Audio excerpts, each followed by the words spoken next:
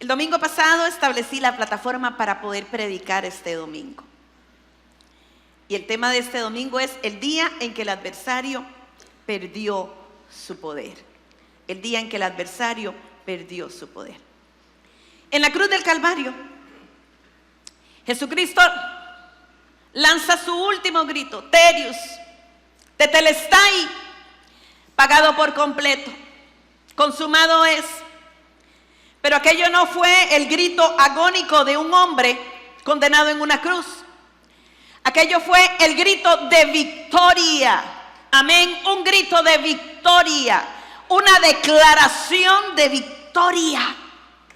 Y podría decirse que tetelestai es el resumen final del proceso de Jesús aquí en la tierra. Pagado por completo. No dejé nada de hacer que el Padre me mandó a hacer. Pero vimos también que antecede a este grito de victoria una declaración maravillosa también. Una declaración donde descansaba la paz que tenía nuestro Señor en medio de esa circunstancia. Porque aún en medio de cualquier circunstancia, a usted y a mí nos fue dada no cualquier paz, sino la paz de Él, que sobrepasa todo entendimiento. Y vimos en Juan 14:30 una declaración que muchas veces pasa desapercibida, pero que le vuelvo a repetir, antecede este grito de victoria. Juan 14:30 en la versión Reina Valera dice: Él nada tiene en mí. Dice: no hablaré ya mucho con vosotros, porque viene el príncipe de este mundo y Él nada tiene en mí. La otra versión, la Nueva Versión Internacional, dice: Él no tiene ningún dominio sobre mí. Y la otra versión dice: Él no tiene poder para vencerme. Usted sabe que Satanás no tiene poder en su vida si usted no se lo da. Satanás tiene poder en la vida del hombre si el hombre le da ese poder. Y vimos cómo el enemigo domina a Judas. Y vimos también cómo zarandea a Pedro. Pero cuando viene en contra de nuestro Señor Jesucristo, no tenía absolutamente nada de qué acusarle. Porque cuando no hay pecado, no hay culpa. Y cuando no hay culpa, no hay acusación. Vimos también cómo trata de tentarlo una y otra vez. Porque no fueron solamente 3 tentaciones en el desierto. De las tentaciones del desierto se originan las demás tentaciones que hubieron en la vida de nuestro Señor. Porque la palabra dice que nosotros vamos a ser tentados con el deseo de la carne, con el deseo de los ojos y con la vanagloria de la vida. Y vimos cómo Jesús es llevado al desierto por el Espíritu Santo, pero es tentado por el enemigo. Y una de las tentaciones es: convierte estas piedras en pan. Y como Jesús contestó a la tentación, escrito está, enseñándonos a nosotros que no es lo que usted piense que es pecado, es lo que Dios estableció que era pecado. Y lo que fue malo antes será malo ahora, y lo que fue bueno antes es bueno ahora, porque los principios nunca, nunca, nunca se podrán cambiar. Pero como no pudo hacer que Jesús cayera en el desierto con el pan, vimos entonces en Juan 6 la alimentación de los 5,000 y cómo al día siguiente la misma multitud llega y le dice: danos más pan. La sutileza de Satanás es increíble. Aquella multitud le pide pan otra vez, pero aquella multitud no estaba interesada en el pan que él venía a dar, ese pan del cielo. Ese pan que es el único que sacia. Aquella multitud quería el pan de ellos, no quería el pan de Dios. Aquella multitud quería saciar una necesidad sin que Dios estuviera presente. Porque como Satanás no pudo en el desierto hacerlo, convertir piedras en pan, entonces dijo: voy a hacer que la multitud le pida pan para que él caiga en la trampa. Pero nosotros no debemos de ignorar las maquinaciones del enemigo. Y muchas de las tentaciones van a venir cubiertas con misericordia, con el pobrecito. Inmediatamente después de esa tentación, ahí en Juan 6 también vemos cómo Satanás otra vez aplica su método. Porque entonces la gente le dice: queremos que seas nuestro rey. Queremos que seas nuestro rey.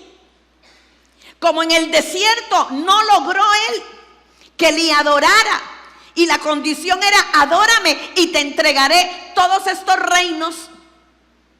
Aunque Satanás es bruto, porque Satanás es bruto, se le olvidó que en el Salmo el salmista da una declaración profética y dice: pídeme y te daré por herencia las naciones.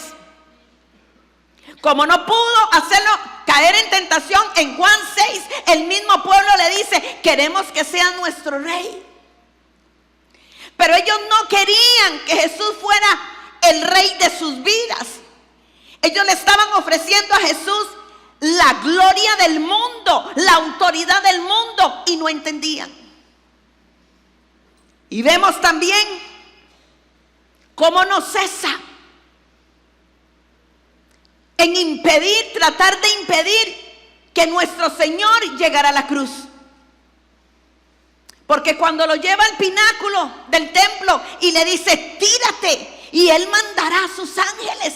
Claro, habían 72,000 ángeles que estaban esperando nada más que Jesús hiciera el más mínimo esbozo de ayuda. Vengan. Claro que Satanás conocía que habían esos ángeles, pero como no lo convence en el desierto, entonces vemos como a través de Pedro, cuando él les está diciendo: tengo que ir a Jerusalén, tengo que padecer y tengo que morir y resucitar, Pedro lo toma aparte y le dice: jamás eso te acontezca. Pero le estaba diciendo: no es necesario que pases por la cruz. Y él le reprende: quítate, Satanás, porque hay gente que te va a venir a hablar en nombre del diablo mismo. Y vemos también cómo en la cruz los mismos escribas y fariseos decían: sálvate, así vamos a verlo y vamos a creerlo. Pero mentira, porque si no habían creído antes, no iban a creer aunque Él se bajara de la cruz y vinieran los 72,000 ángeles. Es que Satanás no va a descansar hasta lograr que caigas en la tentación. Pero con Jesús no pudo. Diga gloria a Dios. Y vemos la clave del por qué con Jesús no pudo. Vamos a Juan 14, versículo 31. Ahí está la clave. Dice: más para que el mundo conozca que amo al Padre, y como el Padre me mandó, así lo hago.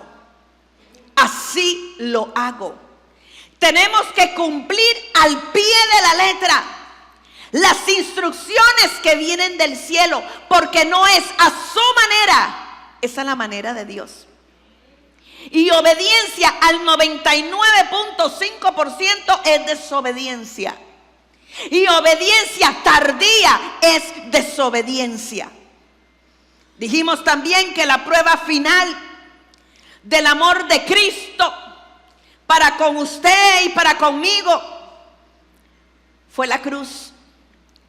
Pero la prueba esencial del amor de Jesús hacia su padre fue la obediencia. Diga, obediencia.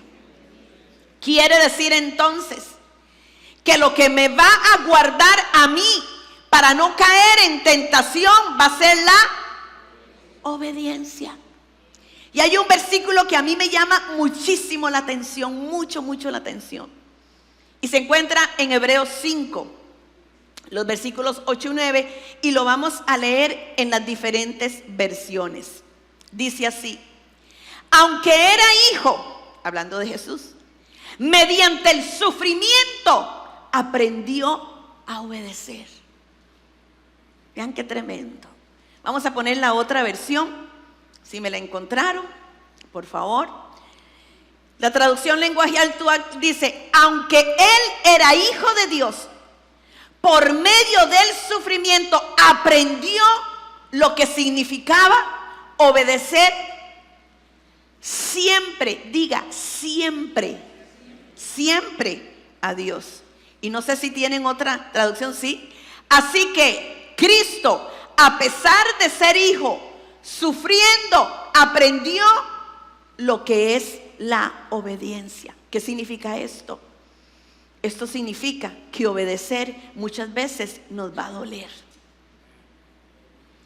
Esto significa que obedecer muchas veces no va a ser fácil, porque nuestra parte humana va a querer siempre hacer su voluntad. ¿Fue fácil para el Señor obedecer? ¿Fue fácil para el Señor sujetarse? Bueno, que nos lo diga la palabra de Dios. Hebreos 5:7. Que nos lo diga la palabra del Señor. Cuando Cristo estuvo aquí en el mundo, oró mucho a Dios y con lágrimas le rogó que lo librara de la muerte, pues Dios tenía poder para hacerlo. Y como Cristo siempre fue obediente, Dios contestó su oración. Me llama mucho la atención que dice: Dios contestó su oración. Y tal vez el mundo diga: ¿cómo? Si fue a la cruz. Muchas veces Dios nos va a contestar de una manera que nosotros no esperamos.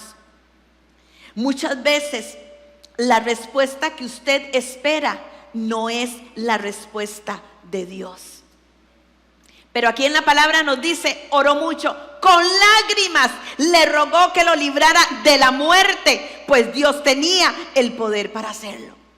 ¿Sabe usted por qué Satanás odia la obediencia? Porque la obediencia genera poder. La obediencia genera poder. Dios siempre respaldará todo lo que emprenda un hombre o una mujer obediente.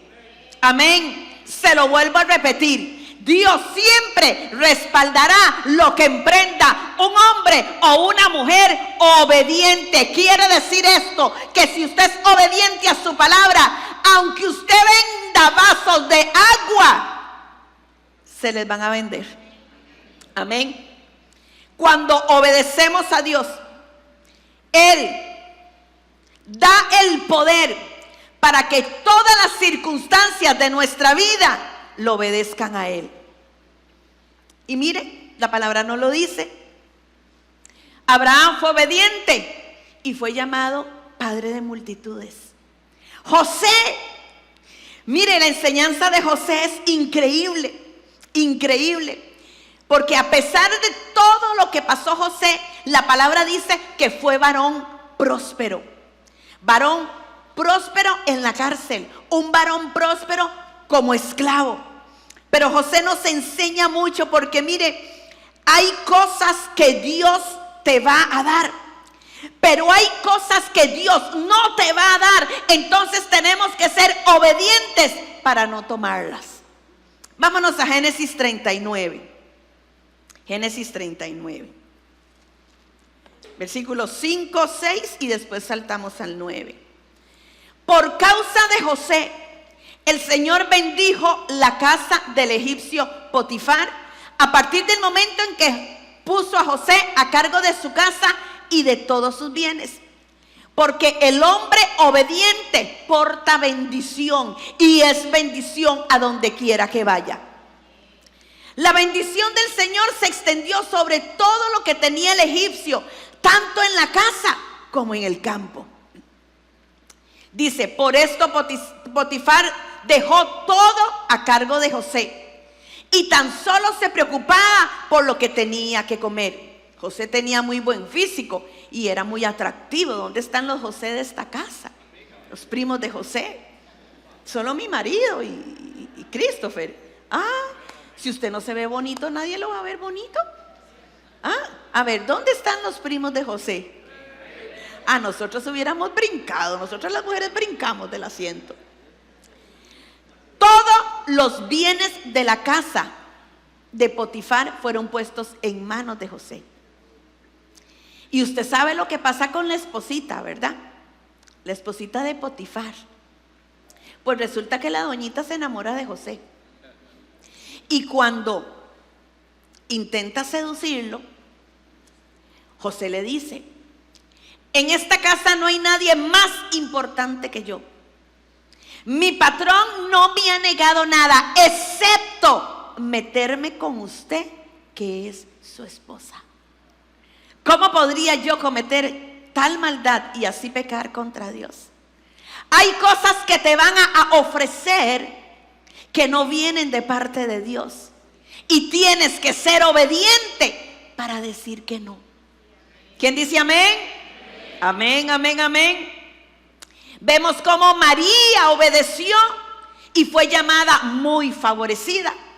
Y vemos cómo Jesús obedeció y está sentado a la diestra del Padre, intercediendo por usted y por mí. Jesús está vivo. Amén. La muerte no le pudo detener porque fue un hijo obediente. La obediencia te da autoridad en el mundo espiritual. Por eso Jesús hablaba y era hecho. Y le tengo algo muy, muy importante. Es una perlita de sabiduría. Y tal vez usted va a poner los ojitos cuadrados cuando yo le diga esto. ¿Sabe usted que la obediencia tiene prioridad sobre la oración? Porque Dios no escucha a quien no lo escucha a Él. Se lo vuelvo a repetir.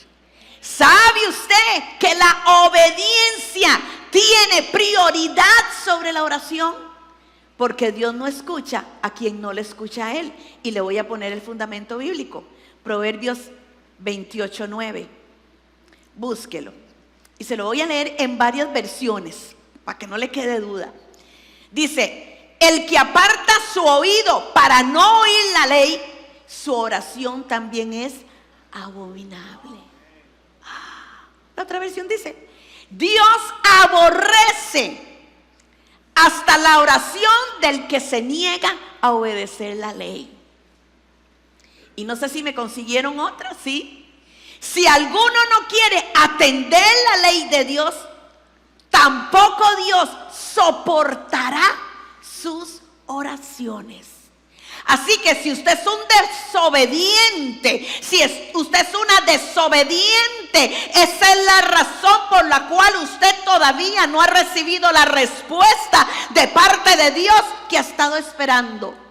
Sea obediente primero. Amén. Estudiando nuevamente las tentaciones en el desierto, el Espíritu Santo ponía esto en mi corazón. Mire, cuando Jesús fue tentado, Dios no intervino. El Padre no intervino. El Padre interviene cuando Él sale airoso de las tentaciones. Y es cuando los ángeles le sirven. Que por cierto es un capítulo del libro Transformados en el Desierto. Y los ángeles te servirán. ¿Quiere decir esto? Que Jesús no necesitó ningún poder sobrenatural para vencer la tentación. Jesús lo que necesitó fue la obediencia. Usted no necesita ser Superman para vencer la tentación. Usted no necesita ser la Mujer Maravilla para vencer la tentación. Usted no necesita vencer la tentación, usted necesita ser obediente. Amén. Se lo vuelvo a repetir. Usted necesita ser obediente como lo fue Jesucristo para vencer la tentación. Amén. La obediencia es una necesidad absoluta, porque la obediencia trasciende a lo que hacemos. Ser llenos del Espíritu Santo es ser llenos de obediencia. Se lo voy a volver a repetir porque no me entendió. Ser llenos del Espíritu Santo es estar llenos de obediencia. Llenos de obediencia. Usted quiere la llenura del Espíritu Santo. Usted quiere transportarse al tercer cielo, pero es un desobediente aquí en la tierra. Diga obediencia. Obediencia. Tu obediencia genera poder. Vamos a Lucas 6, del 46 al 49. Voy a leer en la Nueva Versión Internacional. ¿Por qué me llaman ustedes Señor, Señor? ¿Por qué? Voy a decirles a quién se parece todo el que viene a mí y oye mis palabras y las pone en práctica. Lo que le estaba diciendo el Señor al pueblo era: no digan que me aman tanto si no me obedecen. Se parece a un hombre que al construir una casa cavó bien hondo y puso el cimiento sobre la roca, de manera que cuando vino la inundación el torrente azotó aquella casa, pero no pudo ni siquiera hacerla tambalear porque estaba bien construida. ¿Sobre qué? Sobre la obediencia. Pero el que oye mis palabras y no las pone en práctica se parece a un hombre que construyó una casa sobre tierra y sin cimientos. Tan pronto como la azotó el torrente, la casa se derrumbó. Y dice, el desastre fue terrible. Cuando usted obedece, usted activa cercos de protección alrededor de su vida. Por eso era que Job estaba cercado con 3 cercos. Cerco alrededor de su vida, cerco alrededor de su casa y cerco alrededor de sus bienes materiales y ministeriales. Usted quiere tener protección de Dios, pero usted se sale del cerco de protección cuando desobedece la voz del Altísimo.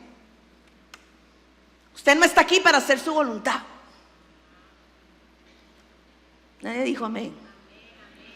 Usted no está aquí para hacer su voluntad.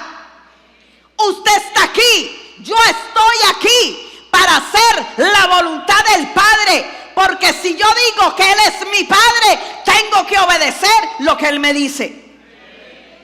Y cuando usted es obediente, Dios delegará autoridad sobre usted.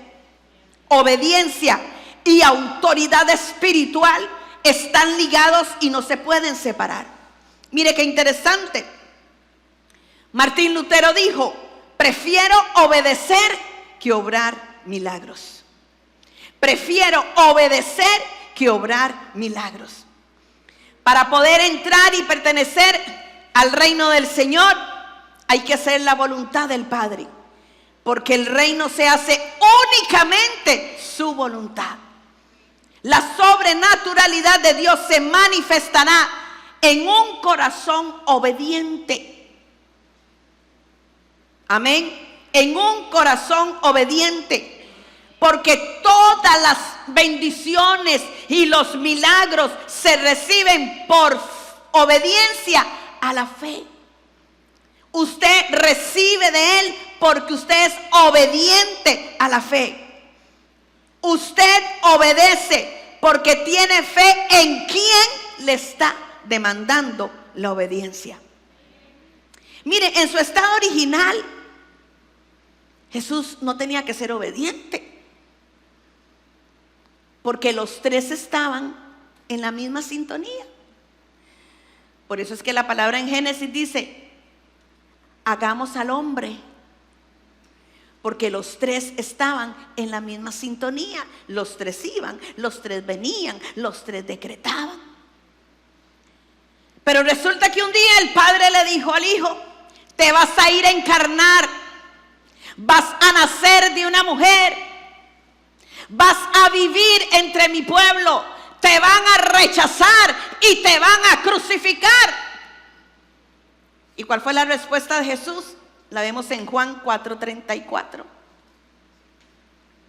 Jesús le dijo: mi comida es que haga la voluntad del que me envió y que acabe su obra. Acabe su obra. Obedecer implica sacrificio, porque obedecer es morir al yo. Hay muchas cosas que usted quiere hacer, pero usted sabe que no las puede hacer. ¿Verdad que sí? Ajá. Muchas veces usted no ha querido venir a la iglesia, pero usted sabe que el Señor nos dice que no nos dejemos de congregar. Usted es obediente. Hay cosas que nos incomoda hacer, pero Dios nos ha pedido que la hagamos. Así que yo le estoy hablando aquí a un hombre y a una mujer que es obediente. Amén. En nuestra humanidad queremos hacer todo lo que nosotros queremos hacer, sin darle cuenta a nadie. Pero cuando venimos a Cristo, cuando Cristo entra en nuestros corazones, empezamos a cambiar, porque ya no es lo que yo quiero, es lo que Él quiere. Ya no es en mi tiempo, es en el tiempo de Él. Amén. Ahora sí tenemos a quien obedecer y a quien darle cuenta. Y cuando usted lleva a cabo todo lo que el Señor le dice que haga, ese día el adversario pierde su poder en usted. Amén. El día que el adversario perdió el poder sobre nuestro Señor Jesucristo fue el día en que Él completó su obediencia en la cruz del Calvario. Filipenses 2:8. Filipenses 2:8. Y al manifestarse como hombre, se humilló a sí mismo y se hizo obediente hasta la muerte, y muerte de cruz. No fue que Jesús le dijo: ok, está bien, me voy a encarnar, pero yo no voy a morir en una cruz. Se humilló a sí mismo y se hizo obediente hasta la muerte, y muerte de cruz. Te pregunto, ¿hasta dónde has sido obediente con el Señor? ¿Hasta dónde? Cuando aprendemos, le vuelvo a repetir, cuando aprendemos a ser obedientes, ese día el adversario perderá su poder en nosotros. Porque ¿qué necesita Satanás para manifestarse aquí en la tierra? Un hijo de desobediencia. Un hijo de desobediencia. Y mire qué tremendo lo que le voy a decir. Satanás necesitó de la desobediencia del primer hombre y la primera mujer allá en el huerto del Edén para manifestarse en la tierra. Desde el principio necesitó la desobediencia.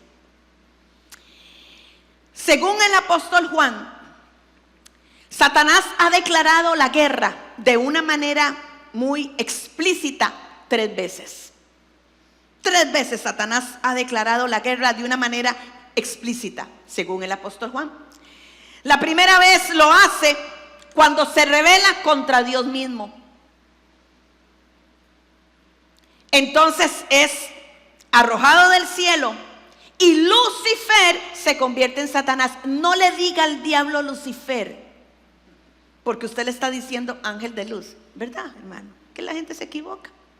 Cuando usted le dice Lucifer, usted lo está posicionando en el puesto que él tuvo antes. Se llama Satanás, la serpiente. En el lenguaje limonense, el dopí. Esa fue la primera vez. La segunda vez, ya desterrado, le declara la guerra al Hijo de Dios. Vámonos a Apocalipsis 12. del 1 al 4. Entonces la primera guerra declarada fue contra Dios mismo, cuando Él quiere ser superior a Dios. Es arrojado junto con las 3/4 partes de los ángeles. Mire, es que Satanás tiene poder de convencer. La segunda guerra declarada se la da al Hijo de Dios. Dice, apareció en el cielo una gran señal, una mujer vestida del sol con la luna debajo de sus pies y sobre su cabeza una corona de 2 estrellas. Y estando encinta clamaba con dolores de parto en la angustia del alumbramiento. También apareció otra señal en el cielo, aquí un gran dragón escarlata que tenía 7 cabezas, 10 cuernos y sobre sus cabezas 7 diademas. Esto es todo un estudio escatológico, no vamos a entrar en eso. Y su cola arrastraba la 3/3 parte de las estrellas del cielo y las arrojó sobre la tierra. Y el dragón se paró frente a la mujer que estaba para dar a luz, a fin de devorar a su hijo tan pronto como naciese. Ya le digo, yo no me voy a entrar aquí en un estudio profundo. No, es por encimita. Algunos estudiosos de la palabra le dan esta explicación. Aquí Satanás sabía que una iglesia poderosa, que una iglesia que iba a caminar en lo sobrenatural de Dios, que una iglesia que iba a provocar milagros, señales, prodigios y maravillas, saldría de una mujer. Porque aquí no era la mujer, era el hijo. Ese dragón venía por el hijo. Ese dragón venía a querer matar la iglesia que se iba a vestir con el sol de justicia que es Jesucristo. Y aquí Satanás declaró guerra una vez más, ya no en los cielos, sino en la tierra. Y los estudiosos dicen, porque este pasaje es muy complejo, tiene mucho estudio, que Satanás sabía que no tenía poder para tocar la criatura que estaba en el vientre de María. No tenía poder. ¿Qué hace entonces? Utiliza a hijos de desobediencia. ¿Qué hace entonces? Utiliza a los escribas, a los fariseos y a Herodes. Y Herodes manda matar a todos los niños, a todos los varones, porque Satanás no tenía autoridad para tocar al Hijo de Dios. Y como no pudo, lo vuelve a intentar 30 años después. Y se vuelve a valer de hombres desobedientes, de sacerdotes, de escribas, de Judas, de Pilatos. Porque si él no podía matar a Cristo, que no tenía la autoridad para hacerlo, entonces tendría listo a un hombre desobediente para que lo hiciera por él. Cuidado, usted se convierte en el próximo Herodes o Pilatas de nuestra historia. ¿Usted entiende cómo Satanás no tiene poder y autoridad, pero lo hace a través de hijos de desobediencia? Y la tercera lucha, ya él lo hace contra la simiente de Cristo, que es su iglesia, que somos nosotros. Así que tenga cuidado cuando desobedece, porque usted puede llegar a hacer cosas que jamás en la vida se imaginó que hiciera. Mire, en el Antiguo Testamento, la ley contra un hijo desobediente era terrible. Vámonos a Deuteronomio 21, del 18 al 21, y vamos a leer la versión Dios habla hoy. Y que por favor ningún padre se sienta aludido, ¿verdad? Y que no vayan a decir, es que la pastora predicó sobre mí. Si alguien tiene un hijo desobediente y rebelde, que no haga caso de lo que dicen sus padres, y que ni siquiera cuando lo castiguen lo obedece. Yo no estoy hablando de sus hijos. Sus padres deberían llevarlo ante el tribunal de los ancianos de la ciudad y decirle: nuestro hijo es desobediente y rebelde, no nos obedece en nada, es un pervertido y un borracho. En otras versiones dice, es un glotón y es un borracho. Tras que no nos hace caso, se come todo lo de la casa y no aporta. Entonces todos los hombres de la ciudad, oiga lo que se hacía con un hijo desobediente. Entonces todos los hombres de la ciudad lo matarían a pedradas. Así acabarán ustedes con la maldad que hay en medio de su pueblo. Y al saberlo, los israelitas sentirán temor. Eso pasaba con un hijo desobediente. Por eso es que cuando el pródigo vuelve a casa, su padre sale corriendo y lo abraza y le da un beso. Porque para redimirlo de esta muerte, el padre tenía que hacer esto. ¿Entienden? Qué lindo que Jesús hizo eso por nosotros en la cruz del Calvario. Merecíamos ser apedreados, merecíamos comparecer ante el tribunal, pero gloria a su nombre, que por obediencia al Padre y por amor a nosotros nos redimió de muerte tan cruel. El día en que usted sea obediente, ese es el día en que el adversario va a perder el poder sobre usted. Es que se lo tengo que repetir. ¿Por qué tengo que ser obediente? Salud. Porque lo amo. Nuestra desobediencia no transgrede nada más la ley de Dios, sino peor aún, le rompe el corazón al Padre. Porque ¿qué padre está feliz con un hijo desobediente? Levante la mano a los padres con hijos desobedientes que se sientan muy felices. Nadie, ¿verdad que sí? Juan 14:15. Si me aman, obedezcan mis mandamientos siempre. Amar es obedecer. La obediencia sin amor es legalismo. Hay gente que dice que se guarda en santidad porque existe un infierno. Claro que existe un infierno, pero yo no trato de caminar en santidad no para irme a un infierno. Lo hago por amor al Padre.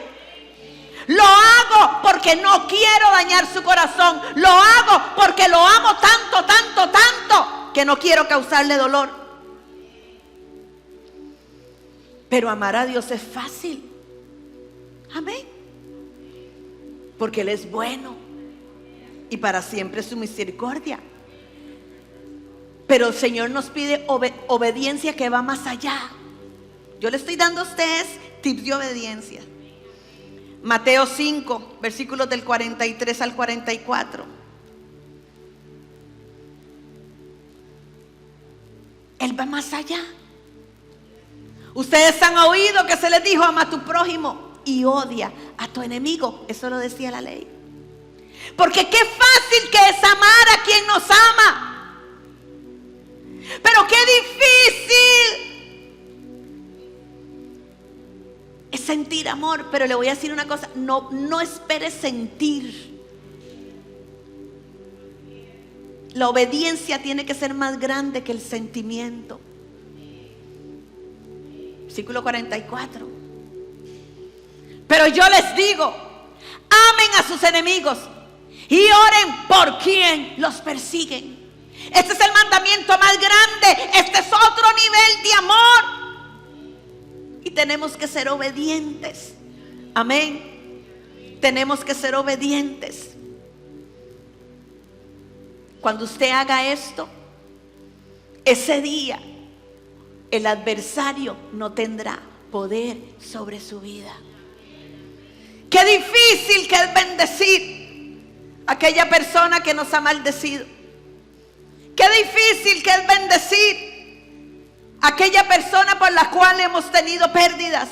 Pero te vuelvo a repetir, la obediencia no es un sentimiento.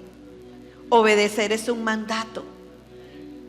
Una de las cosas que más me impactó a mí, me impacta a mí de la vida de Jesús, fue que Él no permitió que en su corazón hubiese amargura. Fue rechazado. Vámonos a Juan 8:41. Las obras de ustedes son como las de mi Padre. Es que él estaba hablando con los religiosos y les decía: las obras de ustedes no son como las de mi Padre. Entonces ellos le responden: nosotros no somos hijos nacidos de prostitución. En otra versión le responden, en otra versión dice: nosotros no somos unos bastardos. Usted no ha hablado con gente que en medio de la conversación usted sabe que le están tirando. ¡Ajá! Y pastora. Yo no sé si en República Dominicana pasa, Christopher, que hablas con gente y que te tiran. Ah, es salmista. Nosotros no somos nacidos de prostitución. ¿Sabe por qué le estaban diciendo esto? Yo estudié esto. Porque la gente murmuraba. Claro, aquí no se conoce qué es eso. La gente daba falso testimonio. Mire, si lo hicieron con Jesús, lo hacen con usted, así que tranquilo. Y la gente decía, porque resulta que empezaron a sacar cuentas del embarazo de María y el matrimonio de José, porque siempre va a haber gente que se meta en lo que no le importa para ver, se comprometieron y nació.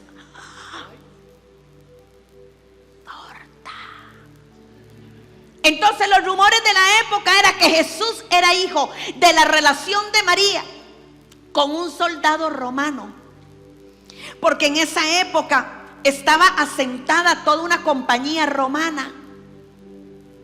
Y por eso le dicen: nosotros no somos hijos de prostitución. Y en otra versión: nosotros no somos unos bastardos. Porque se sabía que no era hijo de José. Entonces involucraron a María con un soldado romano. Eso usted lo puede encontrar en el comentario bíblico Matthew Henry. Y se va a Juan 8:41, ahí se lo van a explicar. Fue rechazado. Muy probablemente cuando Jesús llegaba, aparecía esa prima suya con la tía suya. Jesús, no se lo digas a nadie. No se lo digas a nadie, pero ese no es hijo de José. Mírale la nariz, el pelo. José es blanquito y eso salió negrito, este no es. Lo rechazaron. Hablaron mal de él. Miren, y sus hermanos creían en él. Juan 7, del 2 al 5. Jesús tuvo hermanos y tuvo hermanos también. Estaba cerca la fiesta de los judíos, la de los tabernáculos. Y le dijeron sus hermanos: sal de aquí y vete a Judea, para que también los discípulos vean las obras que haces. Sí, porque están escondidos. Si usted sabe hacer lo que hace, hágalo. Porque ninguno que procura darse a conocer hace algo en secreto. Si estas cosas haces, manifiéstate al mundo. Mire, era Satanás hablando. Porque ni aún sus hermanos creían en él. Y si usted quiere complementar esto, le doy la cita: Mateo 13, del 55 al 56. Ahí dice que su hermano era Santiago, Judas, Juan Marcos, y que tenía hermanas también. Me pregunto yo, ¿dónde estaban los hermanos y las hermanas de Jesús cuando a él lo crucificaron? Lo calumniaron, lo rechazaron, dijeron que él era el mismo diablo, lo dejaron solo. Ni siquiera sus íntimos pudieron interceder por él una hora. Pero Jesús no permitió que su corazón se llenara de amargura. Venció la ofensa. Venció la ofensa. Esta es una de las grandes trampas del enemigo para hacerte caer. Vence la ofensa. Y por eso es que en Lucas 23:34 nos relata cómo en medio del sufrimiento más grande pudo decir: Padre, perdónalos porque no saben lo que hacen.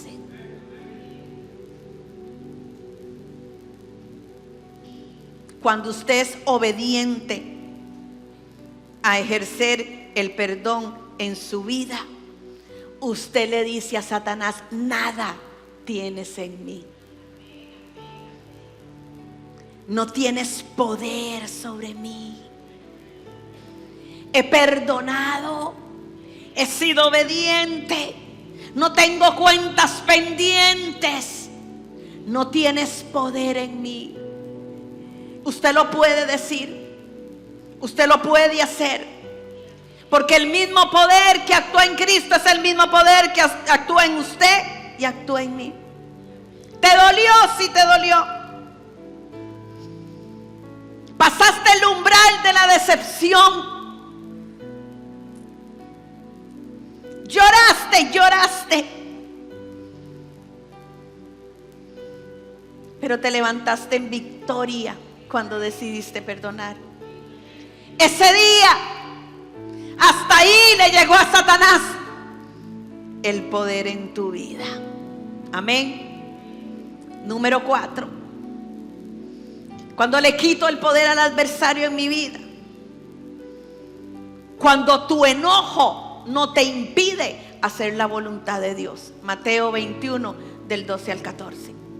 Cuando tu enojo, tu decepción no te impide obedecer a Dios. Jesús entró en el templo y echó de allí a todos los que compraban y vendían. Volcó las mesas de los que cambiaban el dinero, los puestos de los que vendían palomas. ¿Alguien aquí alguna vez ha tirado una silla? Jesús lo hizo. Escrito está, les dijo: mi casa será casa de oración, pero ustedes la han convertido en cueva de ladrones. Estaba bravo Jesús. Y tal vez la escena se queda corta aquí. Jesús tiró sillas, volcó mesas. Y yo no sé si algún puñetacito dio. En otra versión dice: y no permitía que se le acercaban. Eso dice en otra versión. ¿Quiénes aquí han estado muy enojados? ¡Ay, qué bellos! Más de la mitad de la iglesia son santos y nunca se enojan. Hipócritas. Otra vez. ¿Quiénes aquí se han enojado mucho? Ahora sí. ¿Ah? ¿Ya confesaron la verdad? Pero en medio de aquel enojo se le acercaron en el templo ciegos y cojos y les dijo: no puedo porque estoy muy bravo, no puedo porque es que estoy encanfinado. Y lo sanó. Cuando tu enojo, cuando tu decepción no te impidan servirle al Señor, ahí el adversario va a perder poder en tu vida. Número 5 y por último, esto me lo recordó el Espíritu Santo.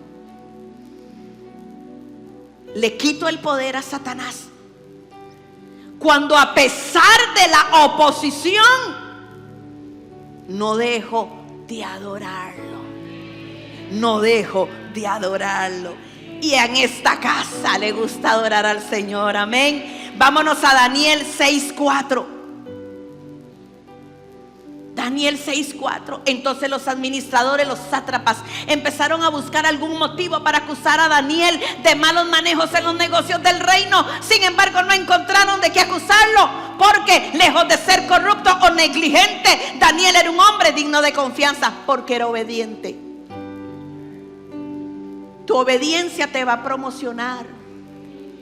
Tu obediencia va a hablar bien de ti a pesar de que otros hablen mal, porque tu obediencia muchas veces, tu obediencia a Dios te va a traer problemas con los hombres, ¿verdad, Eduardo? Entonces, estos sátrapas idearon un plan y se fueron delante del rey y le dijeron: vamos a proponerte que en estos 30 días solo te adoren a ti. Y el que adore a otro se le va a condenar a la muerte y se le van a echar a los leones. Y Daniel lo supo. Claro que Daniel lo supo. Y Daniel se escondió. Voy a adorar aquí, donde nadie me vea, porque me tengo que cuidar. ¿Qué hizo Daniel? Versículos 10, 11 y 12. Cuando Daniel se enteró de la publicación del decreto, se fue a su casa y subió a su dormitorio, cuyas ventanas se abrían en dirección a Jerusalén, porque sabe usted que usted recibe bendición si ora por Jerusalén. Ese es un mandato. Allí se arrodilló y se puso a orar y a alabar a Dios, pues tenía por costumbre orar 3 veces al día. Había un decreto, solo se podía adorar al rey. Y Daniel llegó, subió, abrió las ventanas y empezó a adorar. Empezó a adorar. Que me vean. Que me vean todos como adoro en medio de la posición. Que me oiga el cielo y el infierno también. Porque ahora voy a adorar más. Voy a adorar con más fuerza. Ahora voy a adorar con todo el corazón. Y que me vean. Aquí estoy de pie, adorando al que vive y al que reina. Aquí estoy. Sí tengo problemas, pero sigo adorando. Sí hay oposición, pero sigo adorando. Sí las cosas no marchan bien, pero yo sigo adorando. El día que adores contra toda oposición, ese día el adversario no tendrá nada en ti. El día que adores como Daniel adoró, que me vean todos. Que me vean todos, que aquí hay un hombre que no va a terminar de adorar.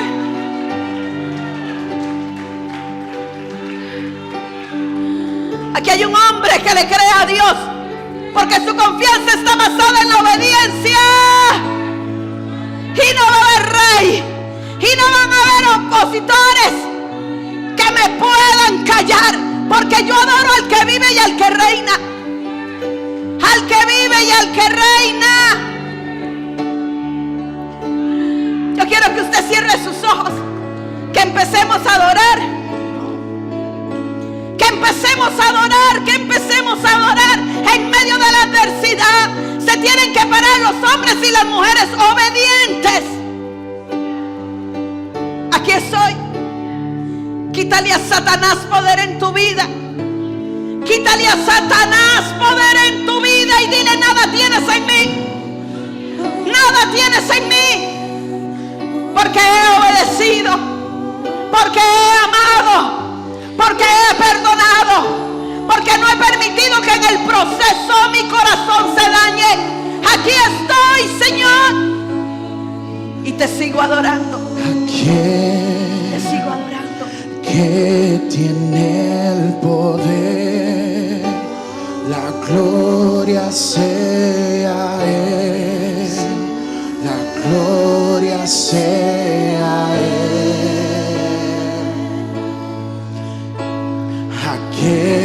¿Quién dice? Hoy le quito poder al adversario de mi vida. La gloria sea Él. Obedezco. La gloria sea Obedezco, Él. aunque me duela, aunque no entienda. Aquí Obedezco, tiene el poder. Hoy me paro en adoración. La gloria sea a Hoy Él. sustento mi paz La gloria en la sea declaración. a Él no tiene nada en mí. Él no tiene nada en mí. aquel que tiene el poder. La gloria Quítale el poder a Satanás. Empodera al Señor en tu vida. sea aquel Vamos, que tiene levante sus manos. el poder. Levante sus manos. La gloria sea Dele la gloria. Dele la honra. la gloria Dele el poder al que vive y al que reina.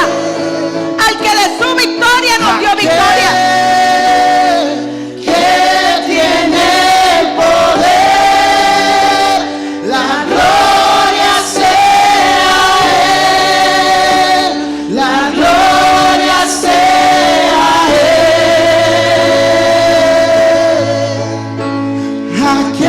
Aquel que tiene el poder. La gloria sea a Él. La gloria sea a Él.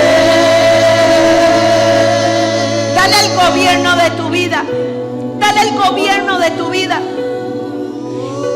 No digas tanto que le amas. Empieza a ser obediente a todo lo que Él te diga.